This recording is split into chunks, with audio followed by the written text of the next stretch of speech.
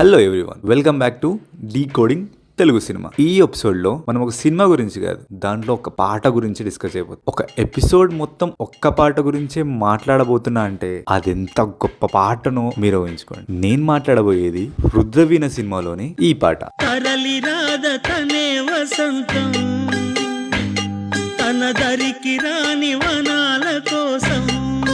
ఈ పాటని తెలుగోడు అనేటోడు లైఫ్ లో ఒక్కసారి నేను ఉంటాడు, కానీ ఎప్పుడైనా ఆగి ఆలోచించారా ఈ పాటకి యాక్చువల్ మీనింగ్ ఏంటో అని? మీరు అబ్జర్వ్ చేస్తే ఈ పాటకు అర్థం తన దగ్గరికి రాని అడవిల కోసం వసంత ఋతువే వస్తుంది. నిజంగా అట్లా వస్తుందా? రాదు కదా. నిజానికి వసంత ఋతువు వస్తేనే చెట్లు చిగురుస్తాయి, పూలు వస్తాయి, అడవంతా అందంగా తయారవుతుంది. కానీ లిరిసిస్ట్ అందంగా తయారైన అడవి కోసం, తన దగ్గరికి రాలేని ఈ చెట్ల కోసం వసంత ఋతువే వస్తుందని రాసిండు. ఎంత గొప్ప ఆలోచన కదా. అప్పటి వరకు ఎవ్వరూ రాయలేని ఒక లైన్. దీని అర్థం నిజంగా వసంత ఋతువే వస్తుందనా, అడవి దగ్గరికి వస్తుందనా? కాదు. మీరు ఈ మూవీ చూసినట్టయితే ఈ సీన్ లో హీరోయిన్ కొండ మీద ఎందుకు నాట్యం చేస్తుందని హీరో అడిగితే తను చెప్పే సమాధానం ఏంటి? తన ఒక హరిజనుల అమ్మాయి తన దేవుడి ముందు నాట్యం చేస్తే దేవుడే మైలం పడతాడని ఊరు పెద్దలంటే, ఇప్పుడు దూరంగా వచ్చి నాట్యం చేస్తే మీ దేవుడు మైలం పడడా అని క్వశ్చన్ చేసి ఒక 500 గజాల అవతలకు వచ్చి నాట్యం చేస్తూ ఉంటుంది. అది చూసిన చిరంజీవి తనని దేవుడి దగ్గరికి రానివ్వలేదని తన దగ్గరికి దేవుని తీసుకొచ్చి పెడతాడు. ఇక్కడ నాట్యం చూడడానికి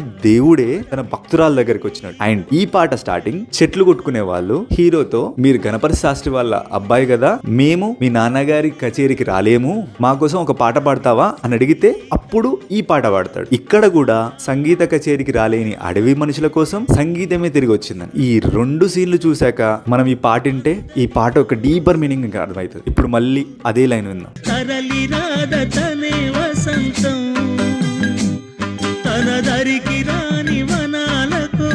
ఇప్పుడు అర్థమైందా? వసంతం అంటే నిజంగా వసంత ఋతువు కాదు, దేవుడు కళ. కళ దైవంతో సమానం అని కూడా చెప్తున్నాడు ఇక్కడ. దేవుడైనా కళైనా తన దగ్గరికి రావాలనుకొని రాలేని మనుషుల కోసం అవే తరలి వస్తాయి అనే లిరిసిస్ట్ రాసిండు. ఈ వీడియో చూసాక పాట మొత్తం వినండి. పాటలో ఉన్న ప్రతి లైన్ ఇదే అర్థం వచ్చేలా రాశారు. ఇంత అద్భుతమైన పాట అది. పాట ఒకసారి విన్నాక మళ్ళీ వచ్చి వీడియో చూడండి. మీకు ఇదే పాటలో ఇంకేమైనా డీప్ మీనింగ్స్ కనిపిస్తే ఇక్కడికి వచ్చి కామెంట్ చేయండి. Till then, see you.